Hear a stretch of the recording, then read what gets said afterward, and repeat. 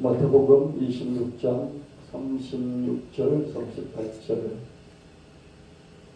이에 예수께서 제자들과 함께 겟세마네라 하는 곳에 이르러 제자들에게 이르시되 내가 저기 가서 기도할 동안에 너희는 여기 앉아 있으라 하시고 베드로와 세베대의 두 아들을 데리고 가실새 고민하고 슬퍼하사 이에 말씀하시되 내 마음이 매우 고민하여 죽게 되었으니 너희는 여기 머물러 나와 함께 깨어 있으라 하시고.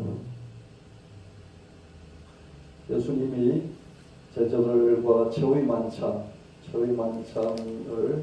하신 후에 기도하시려고 겟세마네라고 하는 그런 공상, 올리브 나무들을 키우는 그 산에 만들어져 있는 그런 정원이라고 볼 수 있는 그 동산으로 이동하셔서 거기서 자리를 잡고 기도를 하시기 시작했습니다. 그때 제자들 12명 중에서 9명은 조금 더 떨어뜨려 놓고 베드로, 요한, 야고보는 가까이 데리고 가서 내가 정말 고민이 되어서 죽을 지경이다.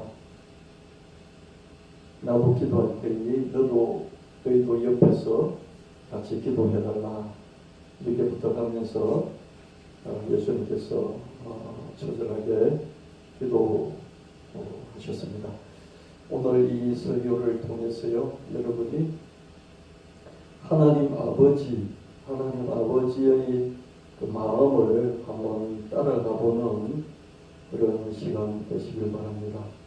이 아들을 바라보시는 하나님 아버지의 마음을 헤아리시면서 하나님의 마음이 여러분에게도 있다는 것을 여러분이 깊이 느끼시는 시간 되시길 바랍니다.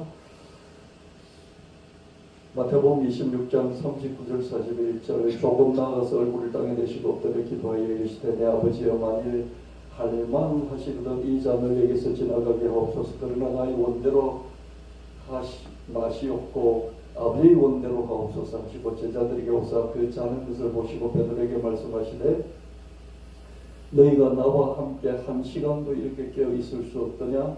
시험에 들지 않게 깨어 기도하라. 마음에는 원리로되 육신이 약하도다 하시고.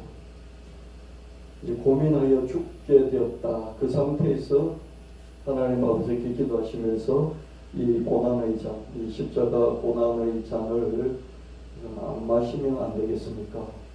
안 마실 수 있으면 안 마시게 해주십시오. 그렇지만 하나님 아버지의 원대로 되기를 원합니다.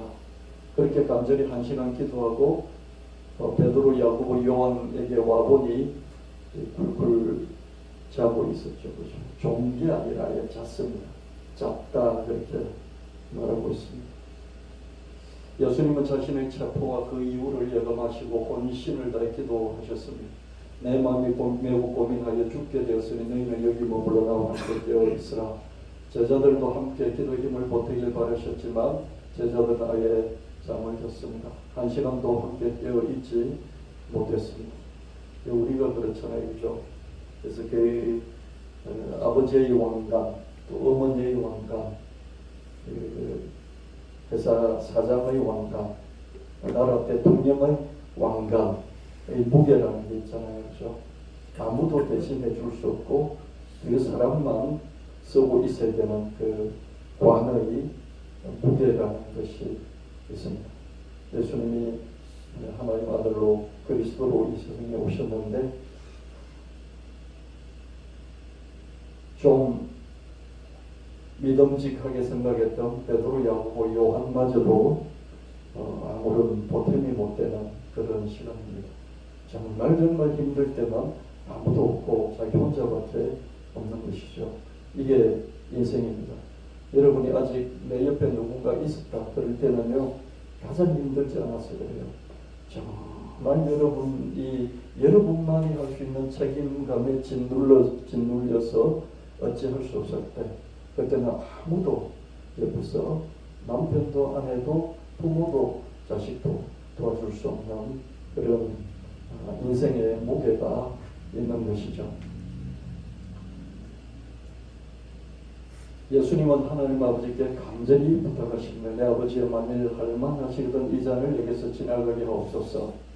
그러나 예수님은 이미 이렇게 말씀하시면서도, 기도하시면서도 답을 알고 있어요.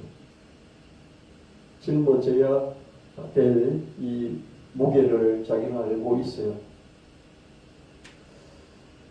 마태복음 26장 42절 45절 다시 두 번째 나아가 기도하여 이르시되 내 아버지여, 만일 내가 마시지 않고는 이 잔이 내게서 지나갈 수 없거든 아버지의 원대로 되기를 원하나이다 하시고, 다시 오사 보신즉 그들이 잔이 이는 그들의 눈이 피곤함이라. 또 그들을 두시고 나가 세 번째 같은 말씀을 기도하신 후 이에 제자들에게 오사 이르시되 이제는 자고 오시라. 보라, 때가 가까이 왔으니 인자가 죄인의 손에 팔리느니라.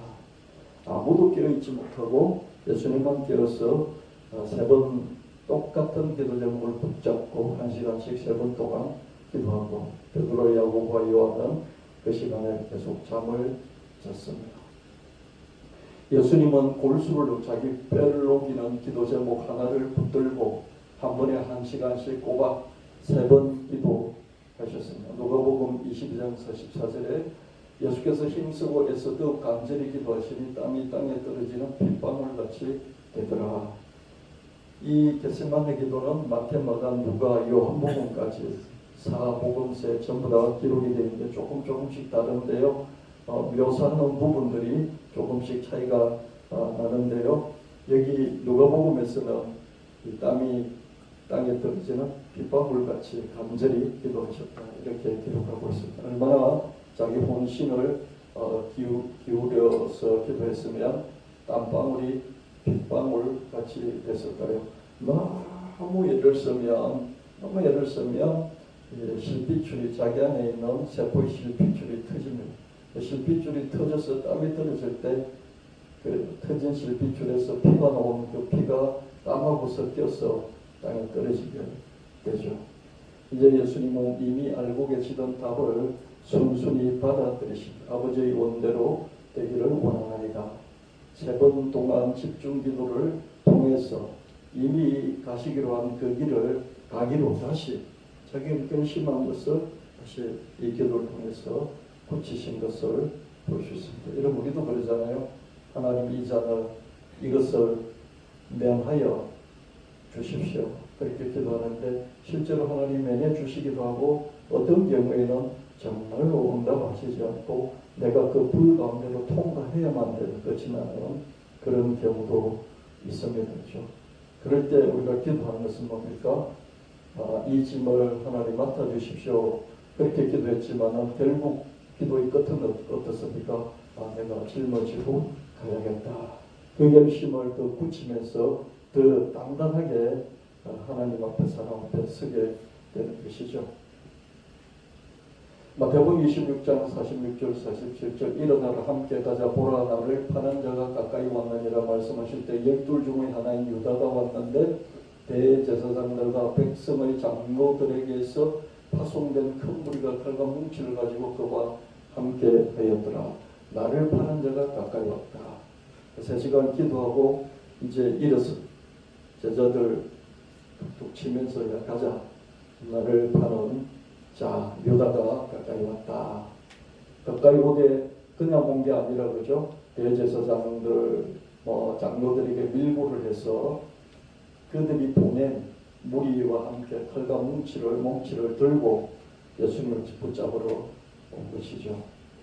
요한복음 18장 3절에는 이렇게 기록하고 있습니다. 유다가 한때 로마 군인들과 그리고 대제사장들과 바리새파 사람들이 보낸 성전 경비병들을 데리고 그곳에 왔는데 그들은 등과 횃불과 무기를 가지고 있었다. 겟세마네 그 동산, 그 올리브 나무를 키우는 그런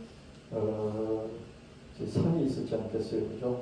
겟세마네라는 뜻은 기름 짜는 틀이라는 뜻이에요.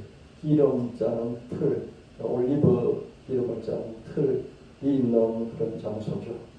거기서 예수님 기도하셨는데 이제 사람들이 다 알고 있었던 장소겠죠, 그죠? 그래서 유다가 밀고를 해서 로마 군인들이 왔고요. 또 일부는 성전의 경비병들 데리고 예수님을 잡으러 왔던 것을 봅니다. 예수님이 한 번에 한 시간씩 꼬박 3번 기도하시던 동안 하나님 아버지는 뭘 하셨을까? 외아들이 피맺힌 기도를 올리던 그 3시간 동안 하나님 아버지는 아무 대답도 하시지 않았다. 예수님 세례를 받으실 때 하늘을 열리고 성령이 비둘기같이 내리면서 내 사랑하는 아들이라 그런 말씀을 하셨잖아요. 그렇죠? 내 사랑하는 아들이라 그렇게 말씀하셨지 않습니까? 그렇게 말씀하시던 성령 비둘기같이 보내시면서 말씀하시던 하나님은 뭘 하셨나? 그렇죠? 하나님은 아무 대답도 하시지 않았습니다. 하나님 아버지와 외아들은 완전한 사랑의 가족 공동체죠. 가족 공동체인데 완전한 사랑이잖아요. 외아들의 숨소리만 조금 바뀌어도 알아챌 수밖에 없어요. 아이가 숨소리만 조금 바뀌어도 그 부모는 알잖아요. 그렇죠? 하나님 아버지는 알 수밖에 없어요. 근데 예수님이 간절히 땀에 피가 섞여서 나올 정도로 기도하는데 하나님 모르실 리가 없죠. 그렇죠? 그런데 왜 하나님 아버지는 이 외아들이 흘리는 피땀 흘린 기도에 묵묵부답 하셨을까? 사실 하나님 아버지는 아무것도 하실 수 없었어. 아무것도 하실 수 없었기 때문에 대답을 하시지 않았던 것이죠. 전지전능이에요. 전지전능하시지만은 이 외아들을 위해서 아무것도 하실 수 없어요. 오히려 세상 구원이라는 대의 명분을 위해 외아들을 희생을 하셔야 하는 하나님 아버지. 이 하나님 아버지는 도대체 누굴 향해서 자기 기도의 자기 하소연을 쏟아내실 수 있겠습니까? 이 아들이 이 고난의 잔을 마셔야 하는데 그걸 내가 지켜봐야 하는데 자기의 마음의 슬프고 아픈 것은 누구에게 하소연할 수 있냐는 거예요. 외아들은 하나님 아버지께라도 기도의 하소연을 쏟아내실 수 있었지만 하나님 아버지는 그저 자기 자신밖에 없어요. 우리가 뭘 하다 보면 맨 마지막에 책임질 사람이 있잖아요. 내가 그렇게 힘들어도 기댈 수 있는 사람이 있잖아요. 근데 기대는 사람인데 그 기대는 사람은 다른 데 기댈 데가 없는 거죠. 아들은 예수님은 하나님 아버지께 3시간씩 기도하면서 그래도 자기 그 짐을 짊어져야 되지만 하소연이라고 하면서 그 감정이라도 하나님께 기댈 수 있었잖아요. 근데 하나님은 누구에게 기댈 수 있냐는 거예요. 그렇잖아요. 근데 자식은 엄마에게 기대죠. 그죠? 근데 엄마는 정말 자식의 모든 것을 뒤치다거리 하느라고 죽을 지경이죠. 그죠? 근데 그 엄마는 남편에게 기댈 수 있습니다. 근데 남편은 누구에게 기댈 수 있나? 하나님 아버지는 아무에게도 하소연할 수 없습니다. 자기 자신밖에 없는 거죠. 외아들이 피 맺힌 기도를 올리는 그 3시간 동안 하나님 아버지는 자기 자신의 애감장을 끊어내면서 침묵하셨지 않을까. 아들을 보다가도 더 못 봤을 때, 듣다가도 더 못 들었을 때죠. 귀를 닫고 눈을 감고 속으로 자기도 울면서 세포가 터져서 피가 나오는 그 정도가 아니라 자기 애감장을 이렇게 끊어낸다. 그렇죠? 그걸 자기의 창자를 끊어내는 걸 뭐라고 그래요? 창자를 끊어낸다는 것을 어떤 단어를 쓰죠? 애절은 애가 뭐예요? 창자 이걸 애라고 그러죠, 그죠? 절은 끊다잖아요. 애절하다 할 때 그 애절은 너무 간절해서 창자가 끊어지는 거죠. 그 단장의 미알 이런 말이 있죠, 그죠? 단장은 뭐예요? 끊을 단자, 창자 장자죠. 그 창자를 끊어내는 거죠. 이별의 슬픔이 너무 힘들어서 창자가 끊어지는 거죠. 그런 단어가 나온 그 배경이 원숭이 어미가 원숭이 자식이 떼내고 원숭이 자식이 죽었을 때 그 어미도 죽었는데 보니까 나중에 보니까 해부를 해보니까 창자가 다 조각조각 나서 다 끊어져 있었다고 그러잖아요. 그때부터 담장이라 애절하다, 애간장이 못 난다, 애간장이 다 끊어진다 이런 말이 나왔죠. 그죠? 실제로 그럴 수 있을 거예요. 그죠? 자식이 죽는 걸 보고 그거를 못 참아서 자기 창자가 끊어지는 아픔이 있는 그런 게 있었을 거예요. 분명히. 하나님은 그러셨지 않을까. 저는 그렇게 한번 상상을 해봤습니다. 하나님께 무슨 창자가 있겠어요. 그죠? 그렇잖아요. 하나님께 무슨 창자가 있겠습니까? 그렇게 표현을 해본 거예요. 마태복음 27장 45절 46절 제6시로부터 온 땅에 어둠이 임하여 제9시까지 계속되더니 제9시쯤에 예수께서 크게 소리질러 이르시되 엘리 엘리 라마 사박다니 하시니 이는 곧 나의 하나님 어찌하여 나를 버리셨나이까 하는 뜻이라. 예수님이 십자가에 매달리시던 날 그날 정오 12시부터 이제 6시는 12시부터 오후 3시까지 온 땅에 3시간 동안 어둠으로 뒤덮였습니다. 왜 그랬을까? 하나님이 자기 아들을 보시지 못했어요. 그죠? 볼 수가 없었어. 여러분 우리는 보통 자기 아이를 사랑해서 이렇게 봅니다. 눈길이 거기가 있잖아요. 눈이 가 있잖아요. 내가 일을 하기 때문에 눈이 가 있지 못하면 마음이 가 있죠. 그죠? 그게 부모와 자식 간의 사랑이에요. 눈이 가 있든지 눈이 못 가면 마음이 이렇게 가는 거예요. 이쪽을 보고 무슨 일을 하더라도 마음은 거기가 있죠.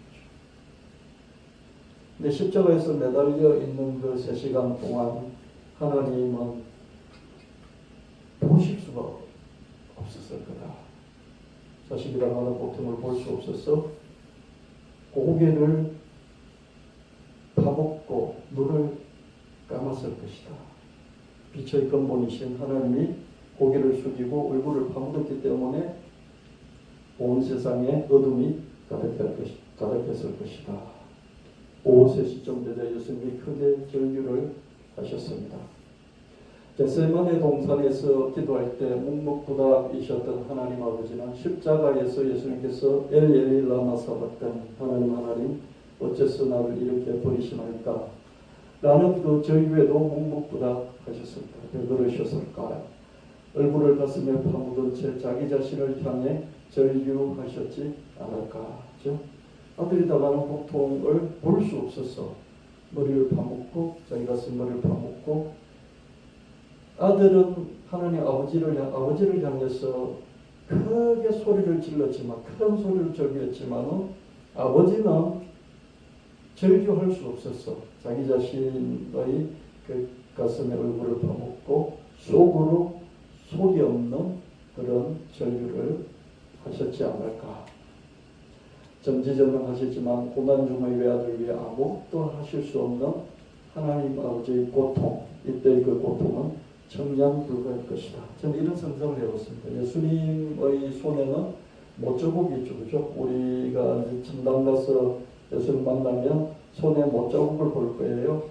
허리에는 창자국을 보겠죠. 그죠?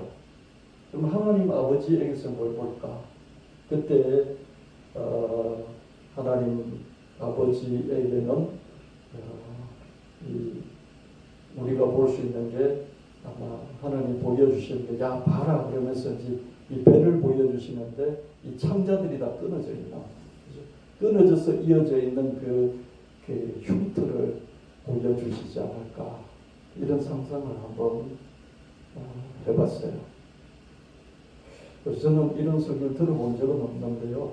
그냥 이런 상상을 하니까 예수님 못자국과 창자국은 얘기를 많이 들었지만 머리에 그죠? 가시 멸류관의 흉터 자국은 얘기를 많이 들었지만 하나님 아버지의 배에 창자가 끊어진 그 흉터는 한 번도 들어본 적이 없는데 정말 그러실 수도 있겠구나. 하나님 영이시기 때문에 창자가 없어요. 영이시기 때문에 창자가 없는데 우리에게 형상화해서 내가 그때 이랬다 그러면서 모양을 만들어서 보여주실 수 있지 않겠어요?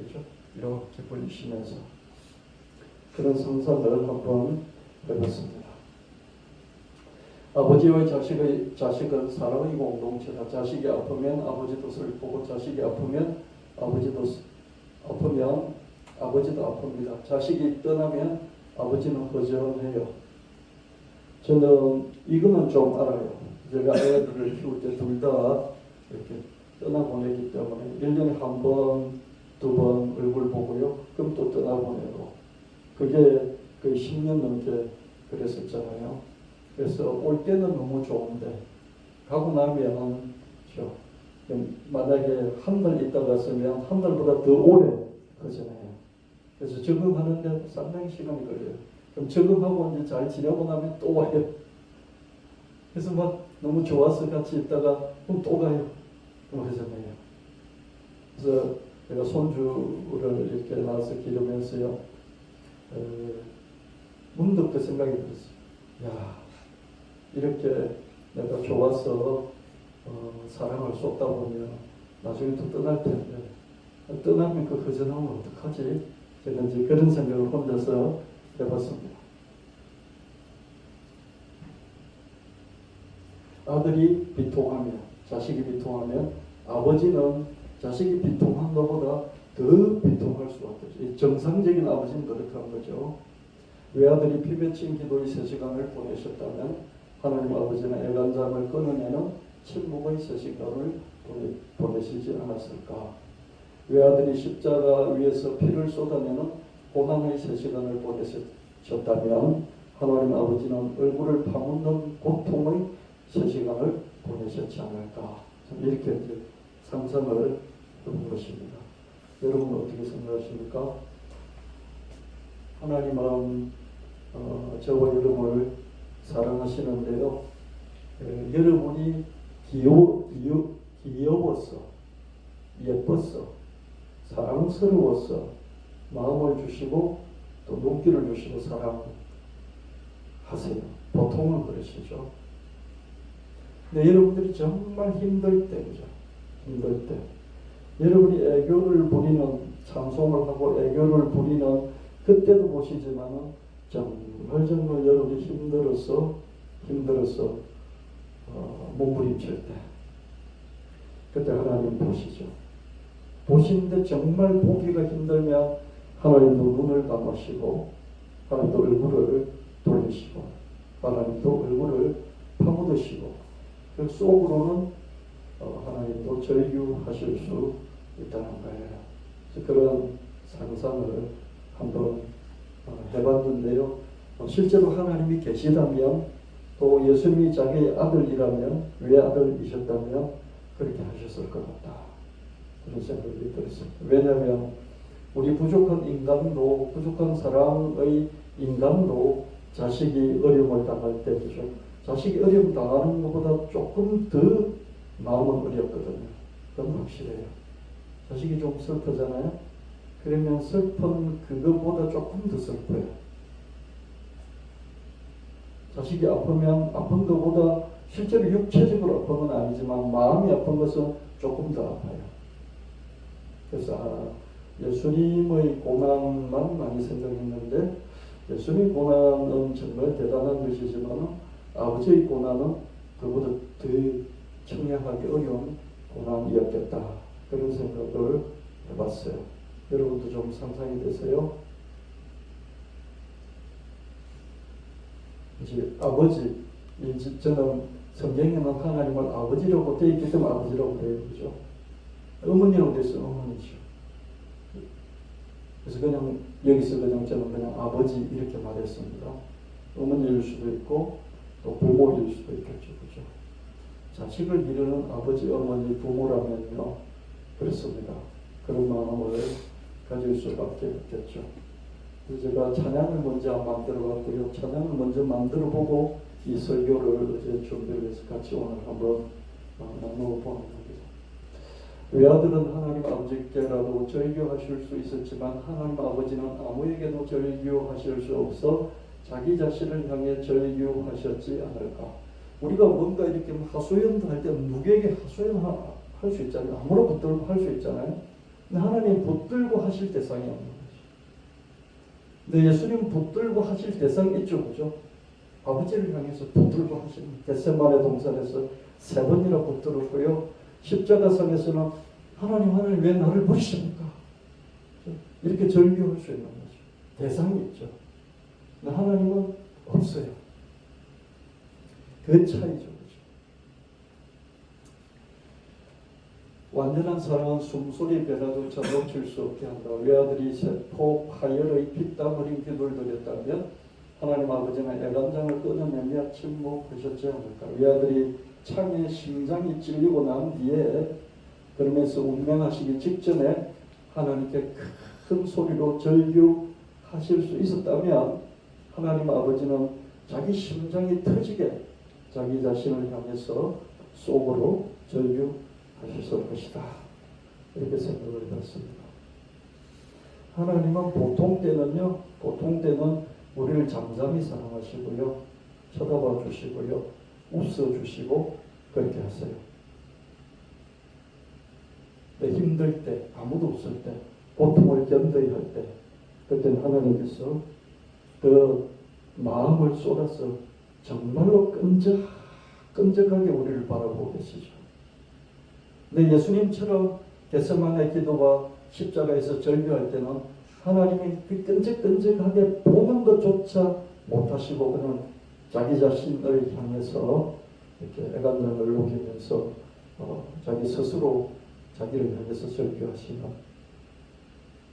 아마 예수님 같이 하나님을 믿으면서 그 길을 걸어간 사람들이 몇 사람 있을 거예요, 그죠? 뭐 이렇게 순교하는 그런지 제자들이라든지 이 교회사에서 그런 인물들이 있을 거예요, 그죠? 그때 예수님을 보시듯이 예수님이 향하신 그 하나님 아버지의 마음이 그대로였지 않을까 그런 생각을 해봅니다. 저는 예수님의 눈길과 마음을요, 대표적으로 요셉이 떠오르더라고요. 요셉이 잘난 척할 때도 어릴 때 똑똑했잖아요, 그죠? 뭘 하든지 잘했잖아요. 콩tat하게 해냈잖아요, 그죠? 그리고 또 잘난 척도 했잖아요, 형들 앞에서, 그죠? 그럴 때도 이렇게 젊은 얼굴로 바라보셨겠지만 형들에게 그 인신매매로 팔려서 홀로 모든 가족을 떠나서 홀로 이집트로 팔려갔을 때, 그리고 감옥에 갇혔을 때 아무도 안 봐주지만은 하나님 아버지는 끈적한 눈으로 요셉을 보셨을 것이다. 그렇게 생각이 들었고요. 또 한 사람 다윗이 생각났어요. 다윗이 그 형들 7명은 뭘 하는지 하여튼 하고 있는데 자기만 그 아버지 양떼를 거의 계속 쳤어요. 왜 그런지 모르겠어요. 그 아버지 양떼를 칠 때 혼자서 책임을 다하려고 그 양새끼 한 마리라도 지키려고 애를 쓰는 그런 모습을 하나님이 아주 흡족한 마음으로 바라보셨을 것이고요. 그리고 거기서 홀로 외로워서 찬양을 수금을 켜고 찬양할 때도 보셨을 것이고, 그리고 뭐 골리앗을 쓰러뜨릴 때 뭐 이런 때보다는 사울에게 쫓겨서 계속 도망치고 도망쳐서 적군의 한복판에까지 빠졌을 때 미친 척하면서 위기를 탈출하고 제사장에게 가서 제사장만 먹을 수 있는 하나님께 드리는 제사 떡을 달라고 해서 허기를 채우고, 그래서 그 다윗을 끈적끈적한 눈으로 하나님 보셨을 것이다. 그런 생각합니다. 하나님이 여러분이 잘 나갈 때, 행복할 때, 즐거울 때, 하나님께 찬송을 할 때도 하나님의 젊은 마음으로 바라봐 주시지만은 여러분이 특별히 어려움에 처했을 때 하나님이 그 끈적한 눈길로 여러분을 바라보고 계시다. 그것을 여러분이 기억해 주시면 좋겠습니다. 하나님 사랑은요, 너무 강력했어요. 너무 포근해서 하나님 사랑을 깊이 잠깐이라도 느끼는 그 순간에는 아무것도 안 보여요. 나와 하나님밖에 없고요. 하나님, 나를 사랑하시는 하나님만 느껴지고요. 그 하나님 안에 내가 있다는 게 느껴지고요. 그리고 내가 잘못한 것들 있잖아요. 죄를 지어서 막 기억나서 하나님께 하나하나 들어서 회개하잖아요. 그런데 하나도 기억이 안 나요. 우리가 살다 보면 이런저런 죄를 짓잖아요. 스스로 돌아봐도 정말 이렇게 가슴에 스스로도 이렇게 기분이 안 좋은 그럴 때가 있잖아요. 그런 느낌이 뭘까요? 그런 게 있을 겁니다. 자기 자신이 생각해도 자기 자신이 이렇게 못마땅해서 마음에 그게 기도를 해도 뭘 해도 안 풀리는 뭐 그런 게 있을 수 있잖아요. 근데 하나님 사랑 안에서 5초라도 1분이라도 느끼면은 그런 게 하나도 생각이 안 나요.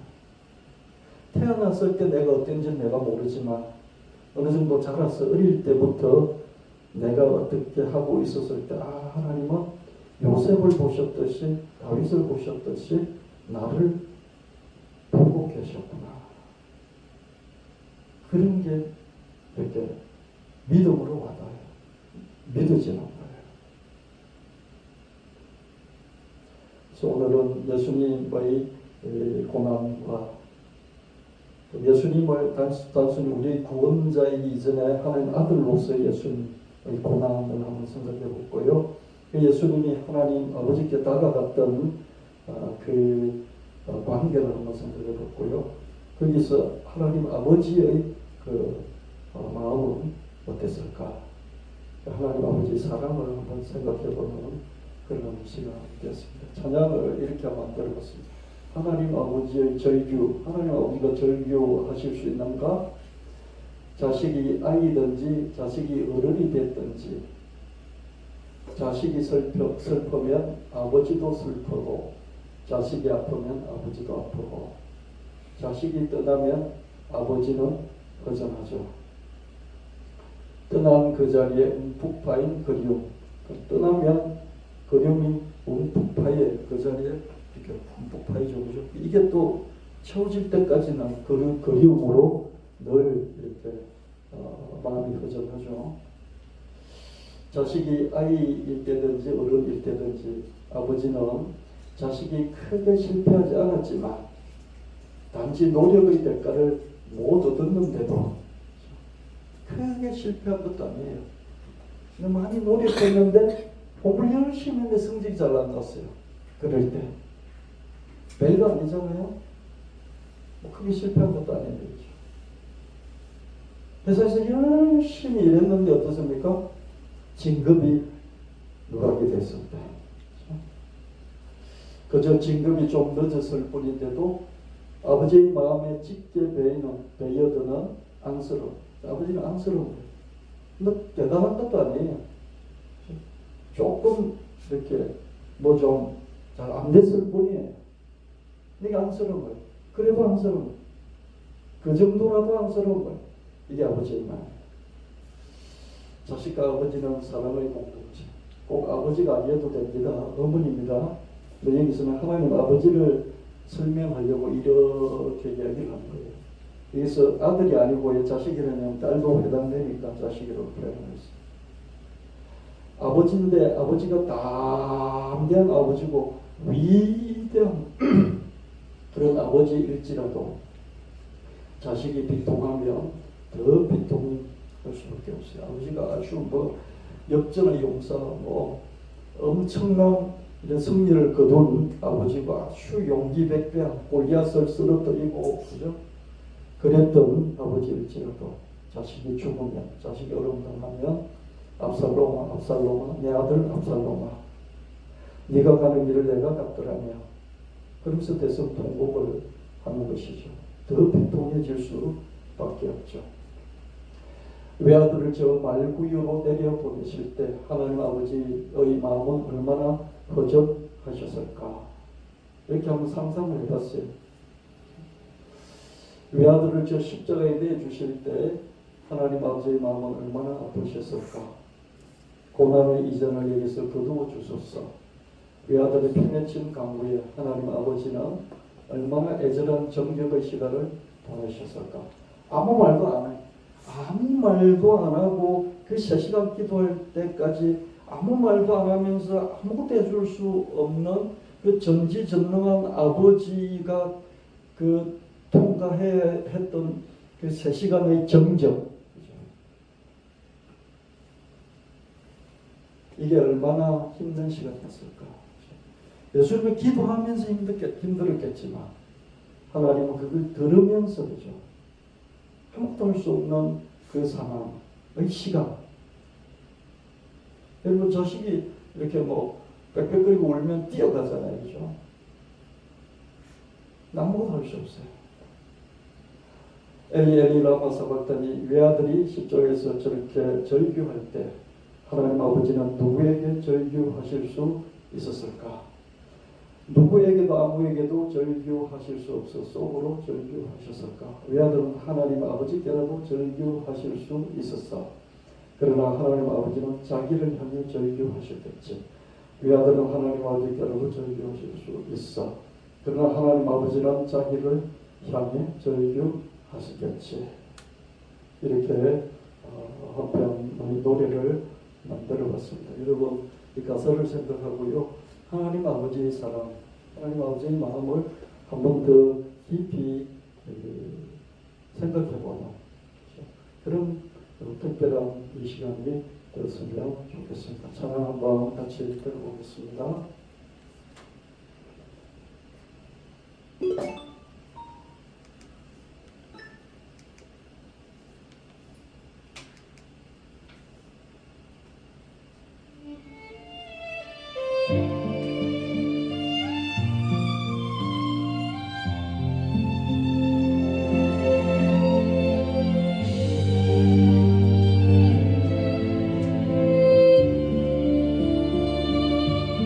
자식이 아이든지 어른이든지 자식이 슬프면 아버지도 슬프고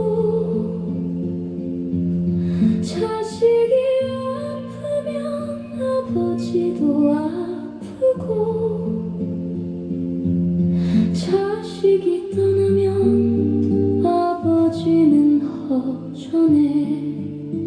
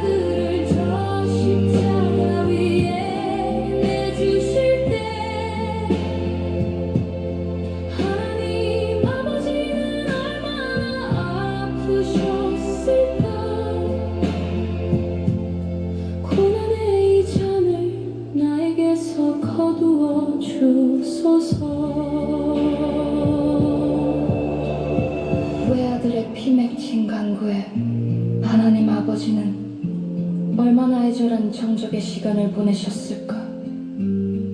엘리 엘리 라마 사박다니, 왜 아들의 저절규해?